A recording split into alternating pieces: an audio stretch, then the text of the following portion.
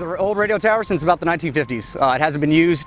It's been costing 3 Corps a lot of money to keep open, and it's, you know, and it's an eyesore to the community. So it's a great thing because the community's getting removed of an eyesore tower that doesn't need to be here. You know, we're slated to deploy in the future, and getting hands-on with demolition, priming, placement, and charges is a great opportunity for our young soldiers. They actually were the ones that made the actual charges